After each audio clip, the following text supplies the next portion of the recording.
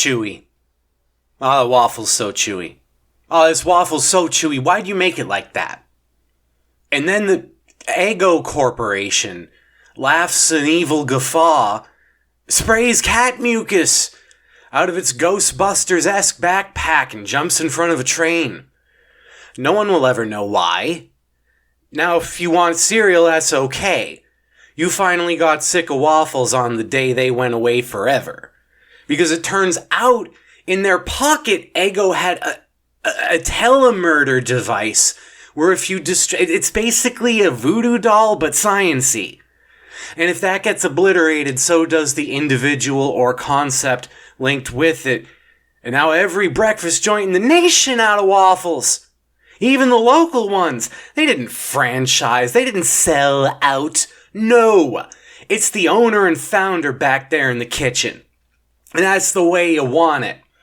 Growing up in a small town, all these pretensions haven't even crossed your path. You can't decide you want to be a stuck-up, snooty little bum muncher if you've never met one before. And they shelter you from the pernicious influence of the outside world. It's tough to do these days, increasingly tough to do. Imagine if your thumb all of a sudden started talking to you and trying to get you to do stuff, right? You hear a voice. Voice of God, voice of the devil. No, it's your thumb saying, why don't you go stick your head up a pig? You're like, up a pig? Walk me through that one?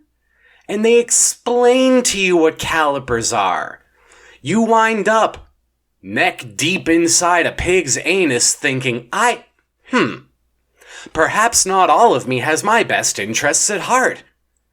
When somebody else with calipers comes by and releases you vow to never do it again and are able to keep that promise, but that thumb, it just doesn't stop. You block out the ideas most of the time.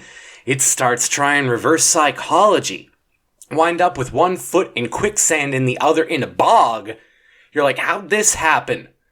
And then you think back on it and you remember the dazzling purple hexagons that circled ever so slowly but accelerated as they moved in toward you.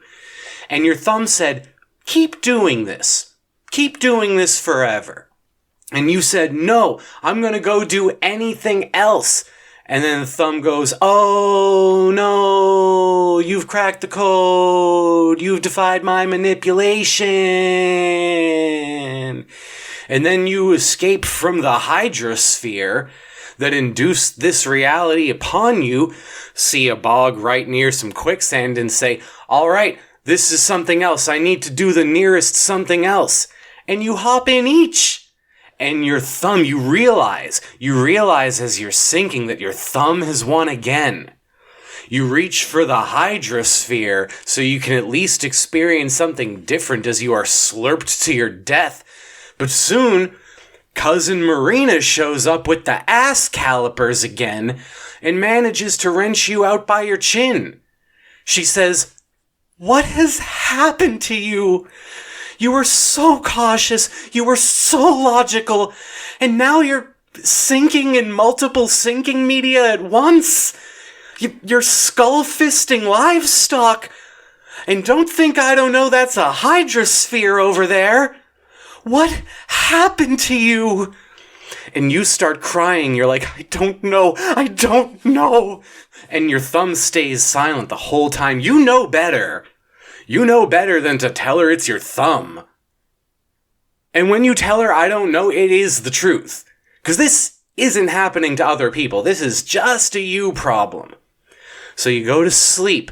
The one place you're safe, right? But thumbs don't need sleep. They siphon off some of your sleep. Every sleep you get. It's a buffet for your body. If you've had a sore bicep shows up grabbing 2 plates. Then you wake up with a headache. You're like, why? Take your temperature, nothing. Take a COVID test, nothing. You think, what happened? Well, what happened is that your head didn't get any sleep because your bicep ate it all. But that thumb, the whole time you're out, it can just subconsciously manipulate you. Whisper ideas, suggest new beliefs, chant mantras that it knows will bury into your mind and bubble out at the worst, most inconvenient moments. You find yourself obsessed with the phrase, positivistically speaking, and everybody's like, oh, is he finally giving into the pretensions? Has the outside world caught up to him? And just at that moment, when you're talking to that other cousin, the one who just never quite got there intellectually, and he says, like, I don't know, what do dumb people say? I like fiber. Yeah, that's it. He's a pooping enthusiast. He's just like, I like fiber. And you say, well, positivistically speaking, and everybody looks at you like, how dare you? My son's chief pursuit in life is crapping, and you're hitting him with 6-syllable words? Why would you? What message are you trying to send to the family? And you're like, no message, the phrase has just been stuck in my head. Oh yeah, where'd you hear it? I don't know, it's just in there, and then you do know, and you can't say. Cousin Marina realizes this is another incident. She finally decides it's time to start spying on you. Cup up against the window, she's on the awning, she hears a voice, slips in through the back door, crawls up the stairs. Now the voice is coming through clear, she doesn't recognize it. Has her whole own telltale heart moment. Single beam of light from her phone falls on the nail. The thumb twists its head and yells, "Who's there?" And she runs in screaming, cuts your finger off. You do everything in your power and ultimately succeed in keeping her from prison. But my God, is it a lot of work. You know you'll never be able to repay her because she saved you. And now it's your life's work to make sure this doesn't happen to anybody else. But the first step of that, unfortunately, is figuring out why it did happen to you.